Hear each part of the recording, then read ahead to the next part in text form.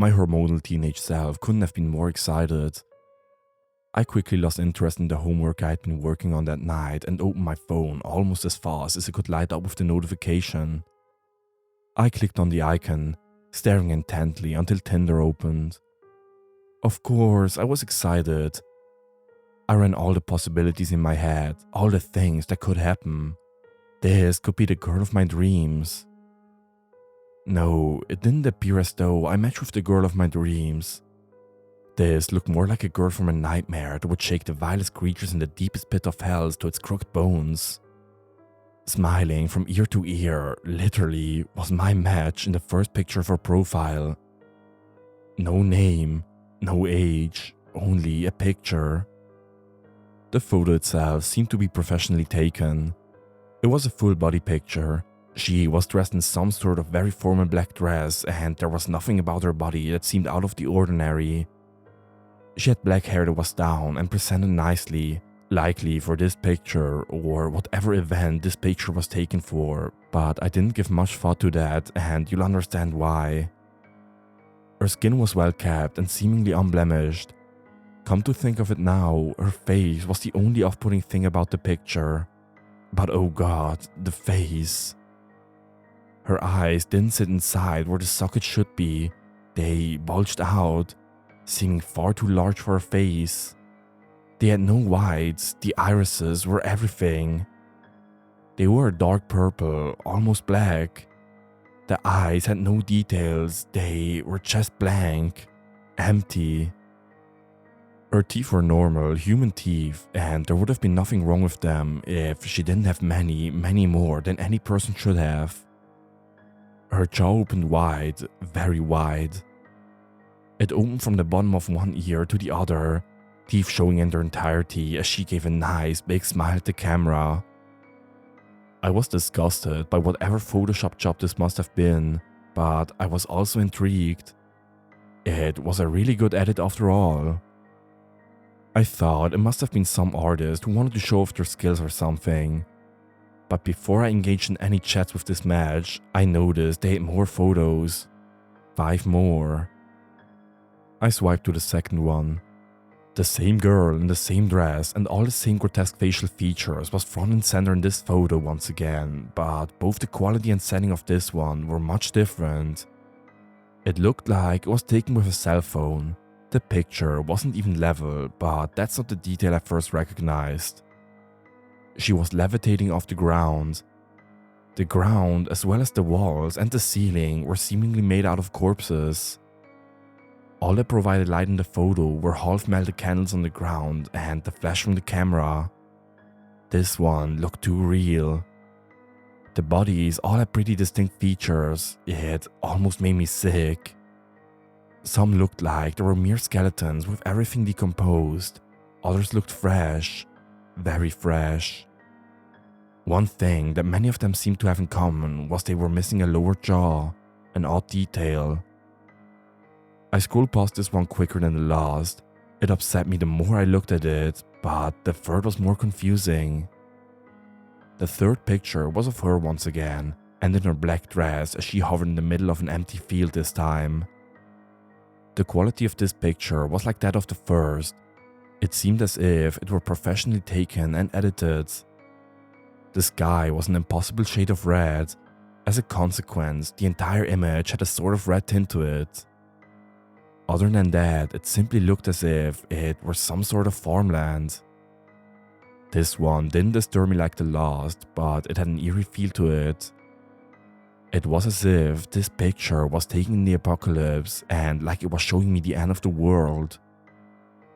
Once again, I thought this must be some sort of artist trying to compile these sorts of feelings with these pictures in the way they took and edited them. I was as impressed as I was disturbed. The fourth photo made my heart sink a little. This picture of the girl was taken in front of a building on my university campus, a building not even a 5-minute walk away. It was nighttime and she was alone. She was once again floating, yet this time above the stairs in front of the columns of the building. She didn't look any less real in this photo.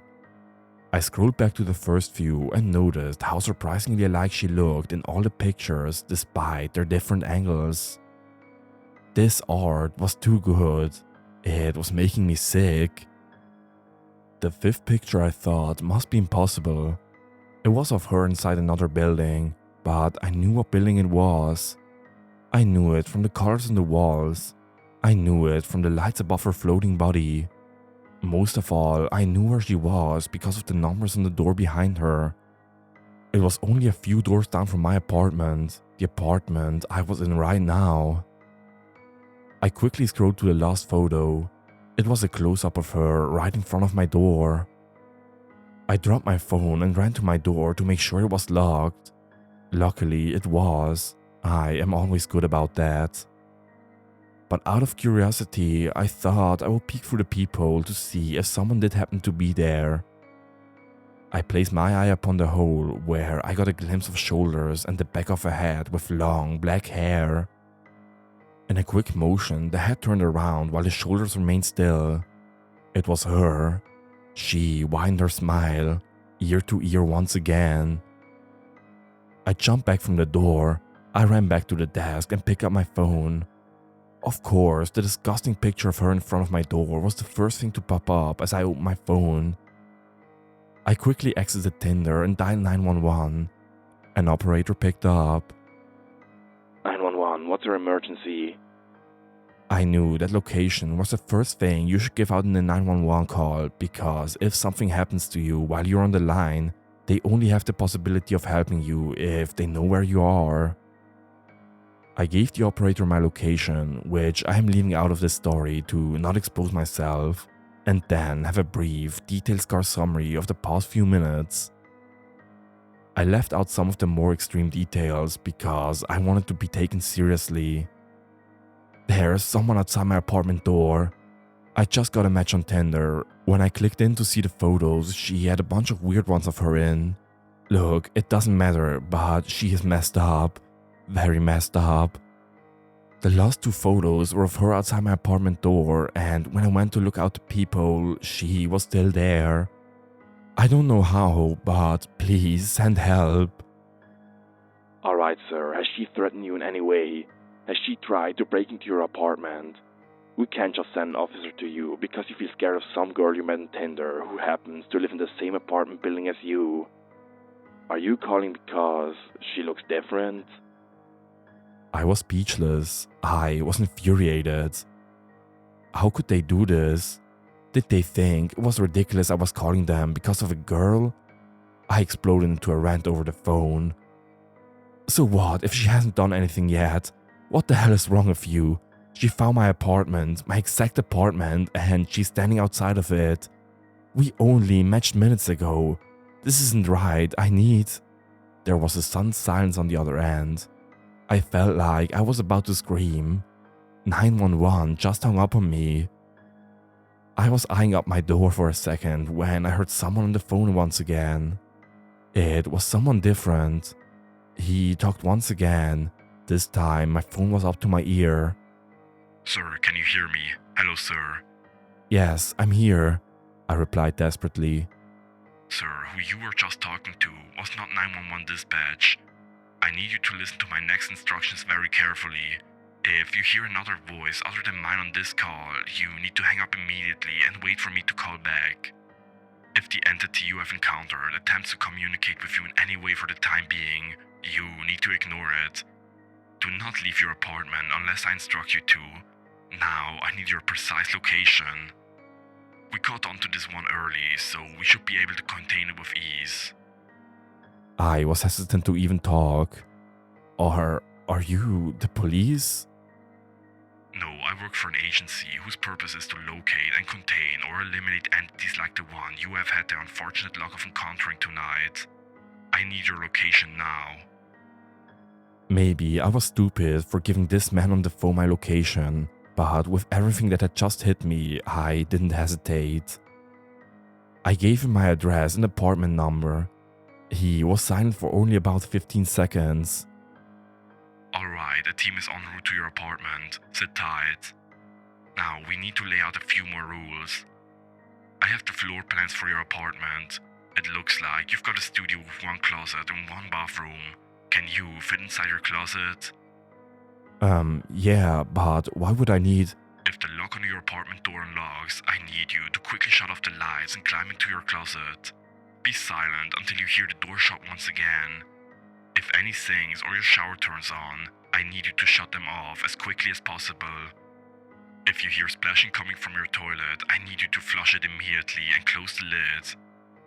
I need you to repeat these instructions back to me so that I know you understand. Okay, if I hear my door unlock, quickly shut off my lights and hide inside the closet. Turn off any sinks or my shower if they turn themselves on, and flush the toilet and close the lid if I hear anything from it. I don't understand how these things can happen, or why would I do any of this? If you want to live long enough to see the sunrise tomorrow, you will follow those instructions exactly. Write them down if you need to. I'm going to need any details and evidence that you haven't said over the phone already.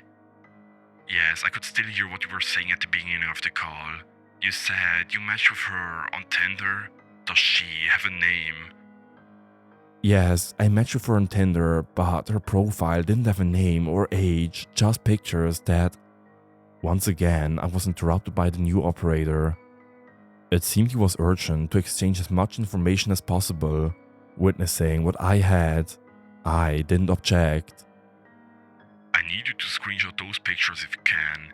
Is it still possible for you to access them? Yes, give me a moment. I opened Tinder up again and clicked the profile. I quickly screenshotted each picture. Now what? What do you want me to do with them? Text them to the 911 number. Trust me, it will work. I sent each picture as fast as I possibly could. Alright, looks like I've got 7. Give me a moment while I send these over to our intel team for identification. We might be able to find out enough about this thing to get rid of it right away. I need you to keep an eye out your window on the street. There will be... Wait, did you save 7? I sent 6. Her profile had 6 pictures. How did you even get 7? I quickly opened back up my texts. I did send 7. The first 6 were of her profile, but the 7th was of me. It was taken from outside my window, right outside, and it was recent. I recognized the clothes I was wearing today. On the upper left hand of the picture was a hand pressed against my window. I quickly turned towards my window to see that no one was there. There couldn't have been. It was on the 3rd floor, and there was nothing on that side of the building that would allow someone to climb that high. No one could have been up there to take a picture. I was quick to let the operator know, though I was not calm. I didn't send the last one, it sent by itself from my phone somehow. It's of me just a minute ago while we were talking. Alright, calm down. It's trying to scare you. It wants to get in your head. It wants you worked up so that you'll do something rash. But you're not going to do that, are you? No, sir. Alright, good. Now, as I was saying, there will be one man and one woman in black suits and holding briefcases that get out of a large SUV. The driver has been instructed to drop them off on the side of your apartment. He knows where it is. They should be arriving right about now. Go check outside your window. I looked outside my window down the street below, but I didn't see an SUV or 2 people in suits. All I saw were a few pedestrians and a university bus. I don't see anyone down there. Are you sure they're on that side? It's easy to end up on the wrong street down here. Yes, I'm sure. You're certain you don't see anyone, no SUV? I'm sorry, no, but I don't. Fuck. I heard him mutter under his breath. I then faintly heard his voice yelling towards someone else. That ain't it. Tell him to keep moving. Then he adjusted his mic and began talking to me again. Alright, they've been swindled by the entity. We're figuring that out now. Just be on the lookout for them to arrive. Once they get there, we can start the process of getting rid of this thing. Right then, I heard a firm knock at my door. I walked over and peeped right through the hole again. One man and one woman, both in very nice black suits. I think your agents are here. They just knocked on the door and I saw them through the peephole. Should I let them in?"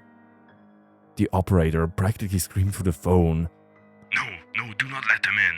Those are not our agents. This is the entity trying to get you to open the door. Don't fucking do it. Our agents will not knock. They won't try to get into your door. Get back to your window and watch for them to arrive. Tell me when they do.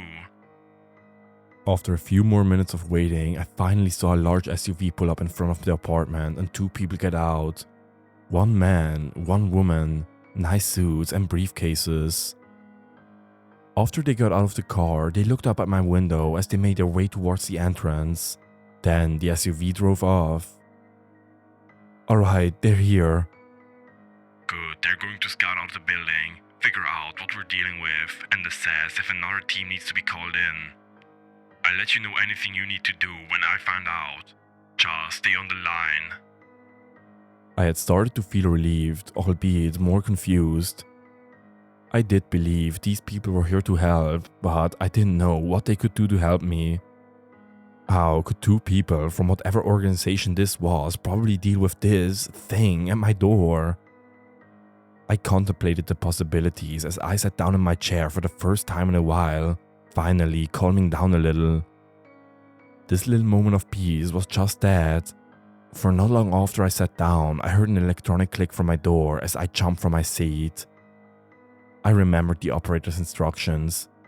I quickly hit the light switch and picked up the kitchen knife before hopping into my closet. "The door's just unlocked. I'm hiding with the lights off as you told me," I whispered into my phone. He responded quietly and with as fast a message as he could muster. Just be quiet and don't move. She can't open your closet door and she has no interest in taking your things. No matter what she says, do not respond and do not react. Do not leave the closet until you hear the door close again. Do not hang up on this call. As soon as he finished speaking, the door opened. I didn't hear any footsteps, but I knew she was in. I focused on controlling my breathing to make it as quiet as possible. I must have been in there for a good 5 minutes before I heard any noise. Nothing. Not a step, not a door opening, not a single thing moved around. I couldn't even hear breathing. I was tempted to leave, but I did as I was told and stayed still. Doing that had served me well up until this point. I just about gasped and gave myself away when she eventually spoke in a sweet and dulcet voice. "What's wrong? Don't you want to hang out tonight?" After she got no response, she would wait about 10 seconds and say something new, trying to be more provocative each time. This went on for a few minutes. "Come on, we matched on Tinder and you know it. You know you want me, and I want you." "Well, if you're not ready yet, that's alright. I can wait. I can wait a long time. I'll wait for however long I need for you to come out. You know I don't bite.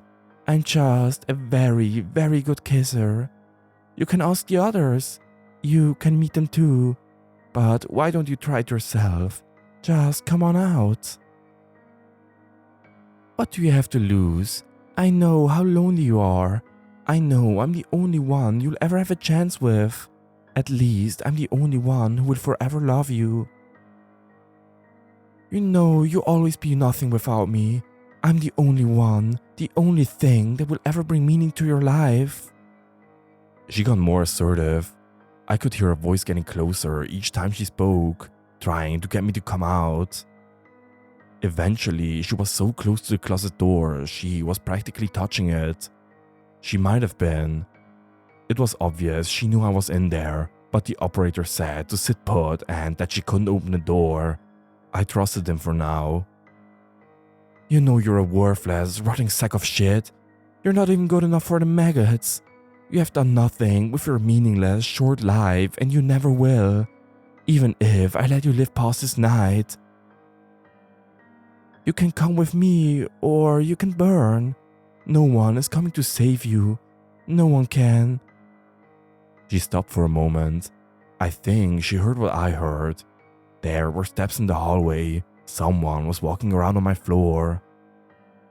Oh, you talked to them? She let out a giggle, one that would have seemed innocent and cute if it were given in any other context with a normal girl, but I found it to be far from it. You fucking bitch, you'll pay for that. You won't even get what I gave the others. I'll rip your guts out right before your eyes and make you watch all of it. You'll wish you were dead, but I won't kill you. Not until... Approaching entity manifestation now. Stand by.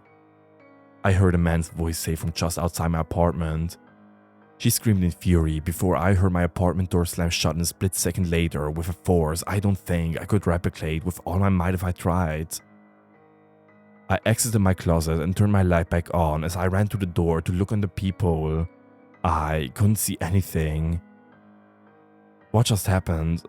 I think I heard one of your people outside my door right before she charged out, really angry. I asked the operator, who I had hoped was still on the line. One of them tried to catch her right there, but it didn't work. It wasn't fully manifested. He, as well as his partner, are trying to locate the entity now, but we're having no success. A larger team is very close. No need to look out for this one. We know how to get there now. Our priority has changed from contamination to extermination. This one is much more dangerous than we could have predicted. What am I supposed to do now? The voice on the line immediately changed from the man's voice to the girl's enraged voice. You should open the fucking door and let me in. I immediately hung up as I was told. This may have saved me for the moment, as in the process of hanging up, I noticed that my phone was at 2% battery. I quickly found a charger and plugged in my phone. A minute later, I got a call back from 911. I promptly answered. Are you still there? Did it try to use someone else's voice? It used its own to tell me to open the door. I heard shuffling from outside my room. I first thought that she was back, but I noticed there was a lot of people this time. I could hear faint dialogue from outside the room, and it sounded like they were assembling a piece of furniture. Do you know who is outside my room right now? I asked the operator. Our second team arrived a few minutes ago. Some of them are downstairs setting up a base for this operation. Others are up by your room preparing equipment.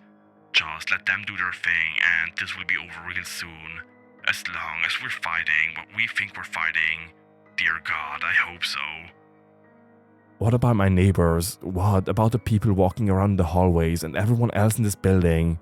Do they know about this? Are they in danger? What happens to them? Oh, I forgot to tell you. They're just not here. I don't know how to explain it to you in a way you would understand. They won't be seeing our team, you or this entity for the time being, and we won't be seeing them. They certainly aren't in any danger if that brings you any comfort, but I'm afraid you still are.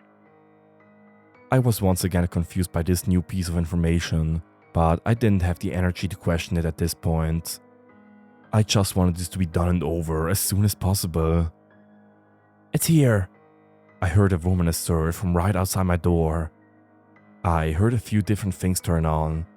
I don't know what they were, but I take it they were some sort of machinery or equipment that they just had finished setting up.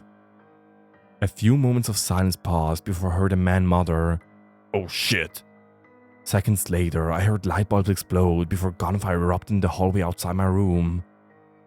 I sprawled out on the floor and got as flat as possible, though no gunfire ever made its way into my room.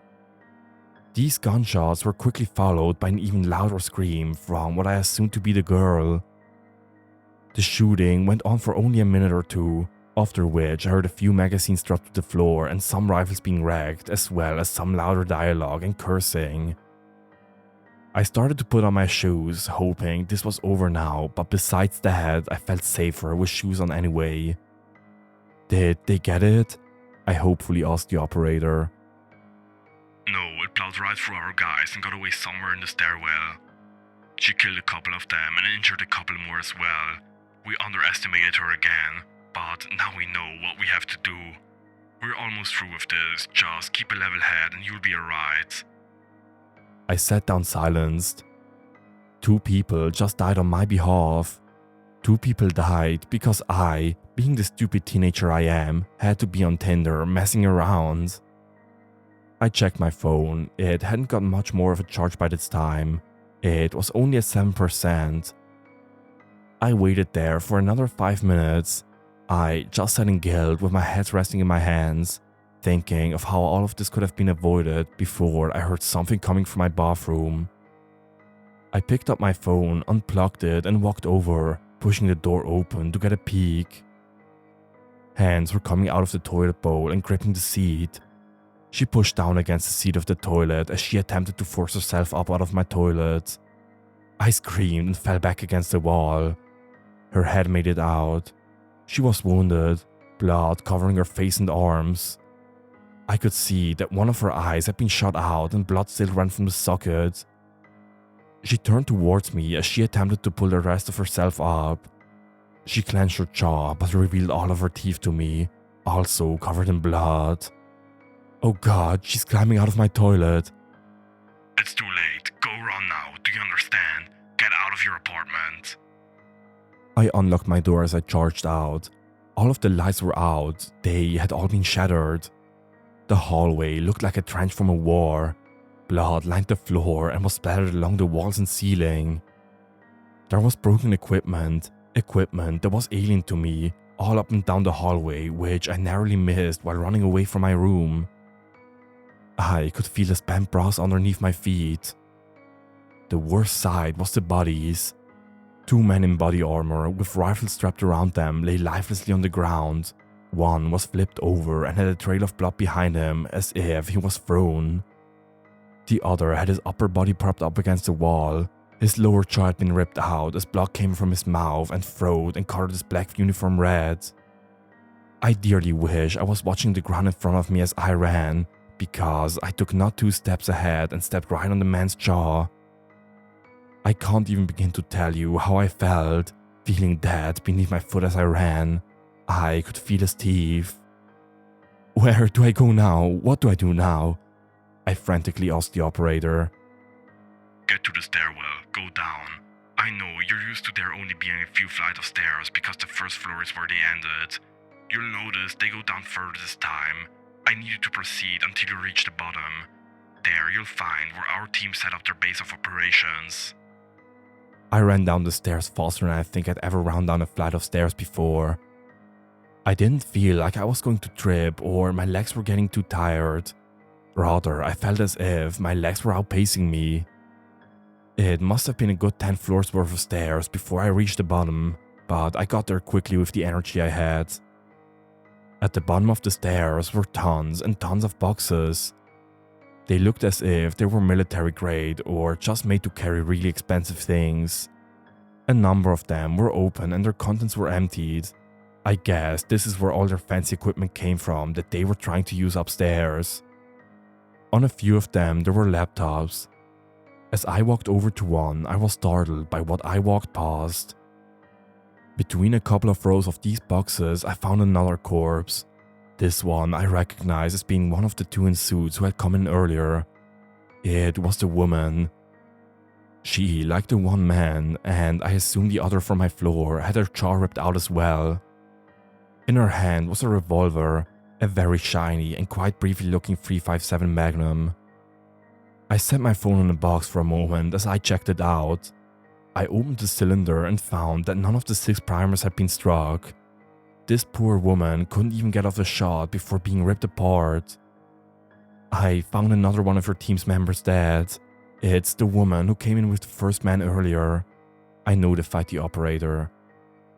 What? That is not possible. We just had communication with her. She was supposed to stay there while the rest of the team... Oh no. What? The rest of the team had another engagement with the entity on a higher floor. Their last known contact with it was 4 minutes ago. Our last communication with the agent you're next to was less than a minute ago. The thing is in there with you somewhere. Just then, the lights in the stairwell from top to bottom all exploded in rapid succession. I jumped into a corner and aimed the revolver at the stairs. A moment passed before I began to see a red light illuminate the stairs above me. Despite being shattered, the lights began working once again. One by one, they turned on as they had been shattered. I heard humming from many floors above, but I could hear it getting closer. She's coming. What the hell do I do now? Get one of the computers down there. We've cracked its code. I'm sending you a sound file. Turn up the volume on the laptop. When it gets close, play the audio file. Once it's... My phone was dead, and I thought I was too. Fortunately, I kept a level head as the operator had told me to. I kept myself as calm as possible as the humming got closer and made its way down the stairs. I ignored it, set the revolver down next to the laptop, and looked through what I could do. It was some sort of weird operating system, and I had no idea how it worked.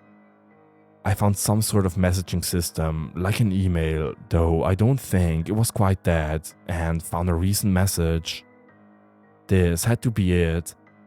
I downloaded and opened the contents, turning the laptop's volume to max.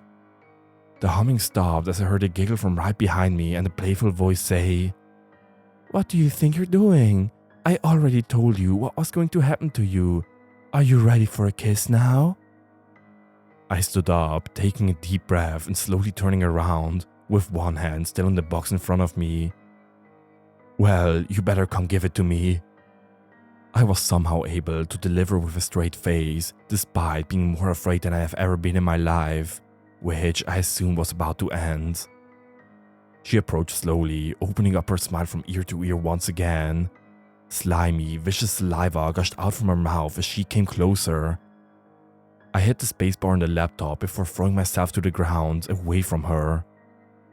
An annoying, constant high-frequency noise filled the stairwell and hurt my ears, but it did much worse for her. She covered her ears tightly and her massive jaw practically unhinged from her head as she screamed in agony. I reached up for the revolver next to the laptop. I pulled it in close before cocking it, then I got two hands on it and pointed it forward. I was shaking from the adrenaline, but I managed to get my breathing under control for just long enough to level the rear sights with the front. I squeezed.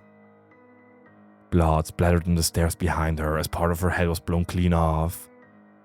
I stood and backed up, pulling the trigger as many times as I could. Even when the cylinder was empty, I pulled the trigger a few more times. Once my ears stopped ringing, an application opened on the laptop. The sound file finished playing and I heard the voice of the operator once again. "Anomalous presence no longer detected. You did it, kid. I have no idea how, but you did it. It's over." I stood for a moment and observed the carnage.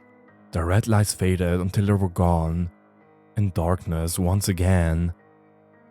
I was in disbelief, both of what just went down and that I was able to stop this thing, whatever it was. I don't think I'll ever know. I began to walk up the stairs, slow and tired. After I made it up a few flights, I saw bright beams coming from flashlights above. A couple of dozen people in body armor, strapped with expensive rifles and submachine guns, ran down the stairs past me. The man in the suit reached down and grabbed the revolver in my hand as I was passing him. I think, subconsciously, I jerked it away and aimed it at him. He backed up for a moment. "Easy now, son. It's all over. You can relax." I took a deep breath out and handed over the empty revolver to him. I walked back up to my room, plugged my phone in and started it up. I just sat with my head resting on my desk for a while before I got another call from 911. I picked it up and the operator began to speak once again. "Well, you did it. We've been hunting this one for a while now. It's gotten more victims than almost all of the others combined, but now it's gone, thanks to you. Are you injured? I can get paramedics to you if you need them." I just sat in silence. I didn't have the energy to speak anymore. "Alright, you might need a minute to decompress and catch your breath, it seems. Stay in your room for the next hour and everything will be back to the normal outside of your apartment. Our team, all of the equipment, and the chaos left in this wake all will be out of sight and out of your mind. I know it doesn't make any sense to you and that will only make processing all of this harder. Just know that if you call your emergency line again, we'll be listening. We'll be here to help. Oh, and one more thing. You would be not just doing us, but the whole world and yourself a favor if you never spoke about this. Our anonymity and secrecy let us help everyone else out there. I hope you understand. Goodbye now. Stay safe. If you read this far, you know I've ignored the last thing the operator said to me. I want everyone out there to know. I want everyone to know that you could become the victim of one of those things in the blink of an eye. I want you to know that there are people out there hunting them down and they seem to not exist by any publicly displayed government information. I want people to know what to do when they call 911. I have no proof. My apartment building did return to normal. I am suddenly missing the text history I had with 911. I am not matched with that profile on Tinder. I have nothing. I also want to know more. Have any of you fallen victim to one of those things? Have any of you heard of them? What are they? Do you know more about this organization? How was my apartment building changed that night? How was reality bent and shaped back to normal? Please reach out, I need to know more. I was just about to hit the post button when my phone suddenly blew up. You've got a new match, you've got a new match, you've got a new match, you've got a new match. My phone displayed it over 100 times. They're coming for me now. I need to make a call.